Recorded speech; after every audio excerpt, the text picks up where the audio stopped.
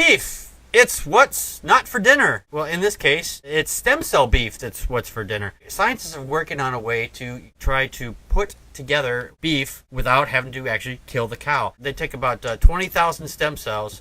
There are strands anyway, just to create just one little hamburger. Now, the thing with these stem cell burgers is that there is no blood in them and no fat. So, and where's all the taste? In the fat. They've taken some of these burgers that they've made now, which these burgers are $332,000 a burger. Now, they've asked people if you wanted to taste this burger, and I thought about it, and I said, if it is flavorless and colorless and everything, because they actually have to add extra chemicals to make it look good and taste good and everything like that. But the fact is, to taste a burger that costs that much. Oh, now there's some bragging rights right there. Joe, your thoughts? Yeah, this is a fantastic advance for science and technology because now Lady Gaga can ethically wear meat dresses.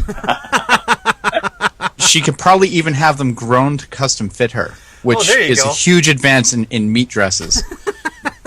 It's form-fitting and tastes good. Yeah, this story is really interesting. They're hoping to one day change meat production to make it more environmental, and that's cool. Mm-hmm. The article included a video which featured a guy wearing Google glasses, and I just wanted to smack them right off his face.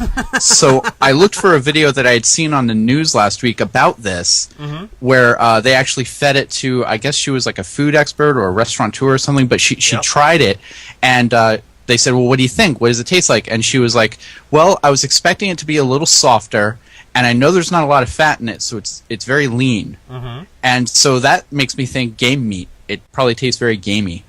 Interesting.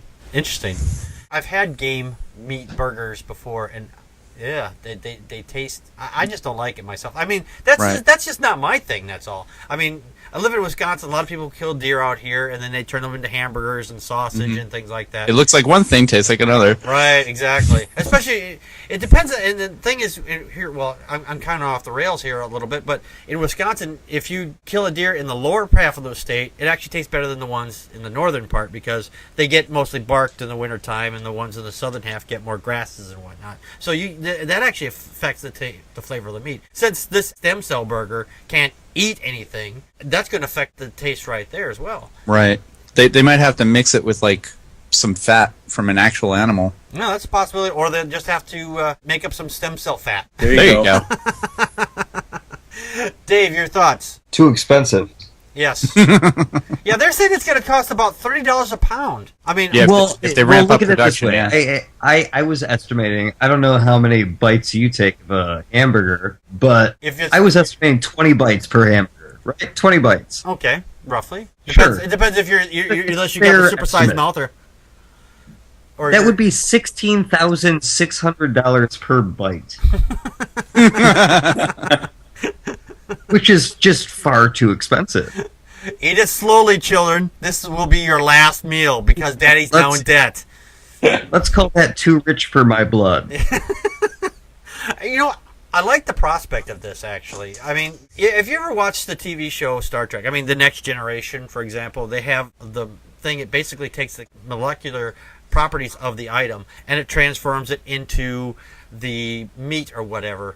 And I think this is a step towards that myself. I mean, this way, if we have the sampling of what it is, who knows, maybe in a few years, maybe we will have the food replicators, Maybe that's a step towar's that. And or the Jetsons. Well, the Jetsons, yeah. Oh, yeah, just put a little pill down there and put it in there. Yeah, right. Or Hitchhiker's Guide. Yeah, there you go. There's I mean, there are some great... There's some great ideas out there for food, but seriously, this is far too expensive at this point. Yeah, at this point. Oh, yeah. Well, VCR is 20 years. Yeah, well, look it's certainly going to. I mean, we'll improve upon it, and it will become cheaper. But yeah. Well, look at this point. Come on. Well, look at something like the VCR, which is now basically obsolete. 20, 30 years ago, it was over $1,000 for a VCR, and now you can buy one for what, $20? You can find out the coins in your couch cushion and afford a VCR if you really wanted one. Not to mention Betamax. Come on. Oh yeah. Well, those are a little bit more rare, but Dave, your thoughts? Dave Fitzgerald? Yes, Dave. This Dave. Other Dave. The other Dave. The other Dave. Maybe you should call me Fitz. Would Fitz be easier? Yes. Okay. I'll just call you Fitz. That works. It works for me. On the confusion. I'm thinking that what will happen down the line is they'll actually do some genetic tampering with plants, and we'll have meatloaf trees before long. Hey, I'm just going to go out and cut off a piece of the meatloaf off the tree. Absolutely, yeah. I can totally see that happening, actually. That's great. That would solve all the dinner woes. Just go out, make sure. What do you feed it though? I mean, you just give it water, or? I want to know, yeah. Feed me, Seymour. Where's the neighborhood children? I don't know. It is scary to think how many people are going to not want to eat that because they don't want to eat something they didn't have to kill. You know? Right. Yeah. Or it wasn't mooing. I ain't eating it. Yeah. So. It's just not food if it's not dead. Yeah. Exactly. Well, it's technically it was never alive, so I guess you can't say it's dead. I guess. I don't know. What it depends, I guess, what their definition of life is, I suppose. All right. We are playing God here. True. Oh. And Joe throws out the God card. Dun, dun, dun.